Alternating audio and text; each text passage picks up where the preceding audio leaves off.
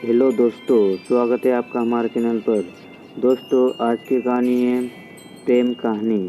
प्रेम कहानी का शीर्ष है पति पत्नी का प्रेम। पति पत्नी का प्रेम। तो आइए शुरुआत करते हैं इस कहानी का। ये कहानी है एक परिवार की। मम्मी अपने दाल में नमक ही नहीं डाला, क्या खाना बनाया है? श्रुति ने टोकते हुए कहा। क्या बात कर रही हो? अभी अभी तो पापा खाना खाकर गए हैं, उन्होंने तो कुछ नहीं कहा। नम्रता ने कहा। तभी नम्रता की ननद रितिका चुटकी लेते हुए बोली, भैया तो आपके प्यार में बिना नमक का खाना भी स्वाद लेकर खा लेते हैं। वो क्या बोलेंगे?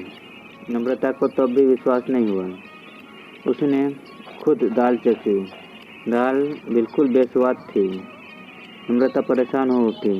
अभिनव कहीं किसी परेशानी में तो नहीं है जो उन्हें खाने में भी स्वाद का पता नहीं चला।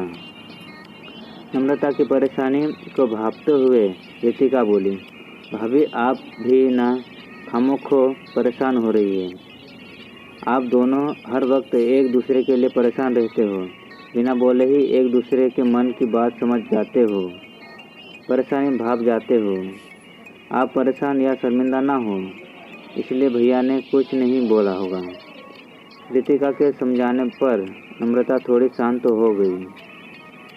शाम को श्रुति दौड़ती हुई आई। मम्मी मम्मी, ये देखो पापा आपके लिए क्या लाए हैं। नम्रता पूछती है। पापा आ गए? कहाँ हैं? श्रुति ने बताया, ड्राइंग रूम में हैं।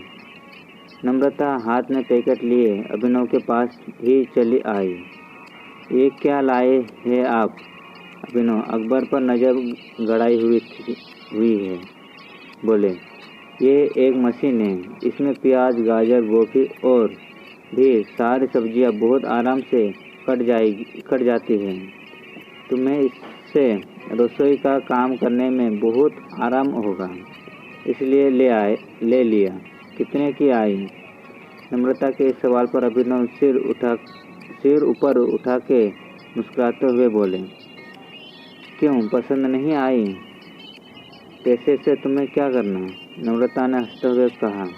क्यों, सुबह की दाल में नमक नहीं डालने का इनाम लाए हो? इस पर अभिनव हंसने लगे और कहा, अरे वो तो मुझे पता भी नहीं चला। सब्जियों जो बहुत स्वादिष्ट थी। अच्छा, एक प्याला चाय बना दो। नम्रता हंसते हुए बोली, वो भी बिना चीनी के बना देती हूँ। क्यों, चलेगी? और मुस्कुराते हुए चली जाती है। नम्रता का यह मुस्कुराता चेहरा देख रितिका ने कहा, देखा भाभी, आप तो यूं ही परेशान हो रही थी, और एक भैया का प्यार आपके प्रति जो बिना बोले ही आपकी परेशानी को समझ लेते हैं। मैं तो भगवान से प्रार्थना करती हूँ कि हंसों का ये जोड़ा यूं ही सदा हंसता मुस्कुराता रहे। हंसों का ये जोड़ा यूं ही सदा हंसता मुस्कुराता रहे। आपके प्यार को किसी की नज़र ना लगे। टचवुड, काश मुझे भी इतना ही प्यार करने वाला पति मिल जाए। मैं तो ख्वाबों के आसमान में पंख लगा के उड़ जाऊं। नम्रता ने कहा, हाँ हाँ जरूर उड़ना, लेकिन ऐसा पति मिल गया ना तो बस भगवान ही मालिक हैं। ना कभी प्यार की तो बातें करते हैं, ना कोई हंसी मजाक, बस हर वक्त पढ़ाई में ही लगे रहते हैं। प्यार का इजहार तो दूर की बात है, कभी जताते तक नहीं। रोमांस क्या होता है ये बस फिल्मों में ही देखा है, कभी सच्चाई के धरातल पर इसका अनुभव करने का मौका ही नहीं मिला। अगर ऐसे पति मिल गए ना तो 2-4 मीठी बातों के लिए भी तरसूंगी। इतना कहते कहते नम्रता के दिल का दर्द उसकी आंखों पर उतर आया, जिसे देख रितिका ने कहा, पता है भाभी, कुछ इंसान बोलते हैं ज़्यादा, करते कम, देखते हैं ज़्यादा, करते हैं कम, देखते हैं ज़्यादा और होते हैं कुछ नहीं। याद है आपको, एक बार आप और भैया बाजार गए थे। आपने लाल वाली साड़ी देखकर बस इतना कहा था, वाह कितनी सुंदर साड़ी है। उस वक्त भैया ने सिर्फ उसे देखा था और अगले ही दिन वो आपके हाथ में थी। ये प्यार नहीं तो क्या है? आपको पता नहीं है भाभी, कुछ लोग मान मर्यादा रीति रिवाज का हवाला देकर पत्नियों को परेशान करते हैं। ये मत पहनो, उससे बात मत करो, कहाँ गई थी, इतना समय कहाँ लगा दिया, इतने पैसे कहाँ खर्च कर दिए, जैसे अनगिनत सवालों से अपनी पत्नी को अपमानित करते हैं। भैया ने तो शादी के बाद आपकी इच्छा पर आपको MA करवाया। आपने पेंटिंग कोर्स करना चाहा तो भैया ने आपके शौक को पूरा करने के लिए कभी ना नहीं कहा। कितनों के पति सिर्फ पत्नियों की खुशी के लिए ये सब करने देते हैं। आपने कहा कि ब्यूटी पार्लर खोलना चाहती हूँ, चुपचाप बिना रकम भरा चेक काट के आपको दे दिया। भाभी तो आप बहुत भाग्यशाली हैं। भाभी आप तो बहुत भाग्यशाली हैं जो आपको इतना प्यार करने वाला पति मिला। जरूर आपने पिछले जन्म में मोती दान किए होंगे। इतना सुनने के बाद नम्रता सच्चाई के स्वरूप को समझ गई। वह समझ गई कि वाकई में अभिनव उसे कितना प्यार करते हैं। उनके बीच भावनाओं का बंधन है, जीने की आज़ादी है। इतनी देर में प्यार से भरी एक प्याली चाय तैयार हो चुकी थी। इसके साथ मीठे जज्बात के बिस्किट थे, जिसे लेकर वो ड्राइंग रूम में आ गई। दोनों चुपचाप थे, पर दोनों एक दूसरे के दिलों के एहसास को समझ रहे थे।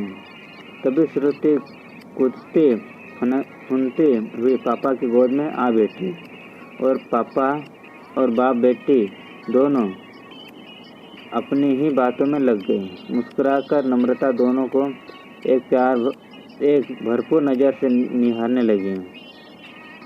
पत्र पढ़कर नम्रता की आंखें भर आई। इसे देख अभिनव घबराए से नम्रता के पास आए। अरे ये क्या हुआ? मेरा इरादा ऐसा तो कतई नहीं था। मैंने तुम्हारी और रितिका की बातें सुन ली थी। रात को सारे काम निपटाने के बाद जब नम्रता बेडरूम में आई तो अभिनव ने कहा, तुम्हारे लिए अलमारी में कुछ रखा है। नम्रता ने जैसे ही अलमारी खोली, वहाँ एक लाल रंग का लिफाफा रखा हुआ था। उसने आश्चर्यचकित होकर उसे खोला।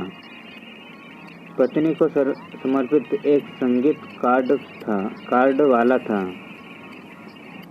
पत्नी को समर्पित एक संगीत वाला कार्ड था।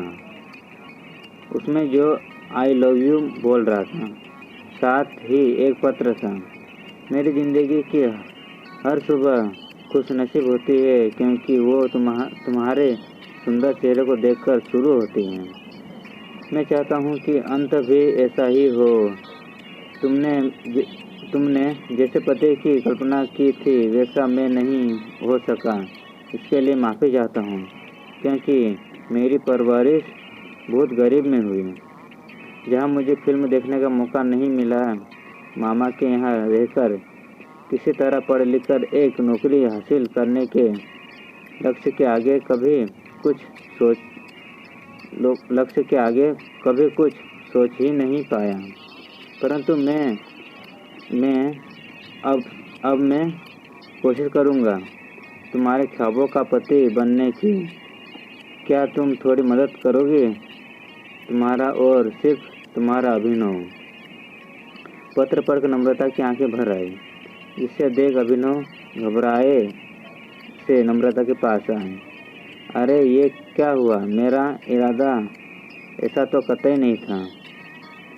मैंने तुम्हारी और रितिका की बातें सुन ली थी, इसलिए लेकिन मैं तो तुम्हें खुशी देने के लिए ये सब किया और तुम तो रोने लगे। नम्रता अभिनव के सीने से लगकर रोते हुए बोली, आप बहुत अच्छे हो। आप बिल्कुल मत बदलिए। आप जैसे हैं वैसे ही मुझे प्यारे हैं। मैं क्यों ना आपसे ही आपकी तरह ही प्यार करूं। मैं क्यों ना आपसे ही आपकी तरह ही प्यार करूं। दोस्तों ये कहानी आपको कैसे लगी हमें कमेंट्स करके ज़रूर बताइएगा। अगर आपको ये कहानी अच्छी लगी हो तो लाइक शेयर ज़रूर करें। दोस्तों ऐसे ही कहानी सुनने के लिए हमारे चैनल को सब्सक्राइब कर लीजिएगा और मिलते हैं दोस्तों ऐसे ही नई कहानी के साथ में। जब तक के लिए जय हिंद जय भारत।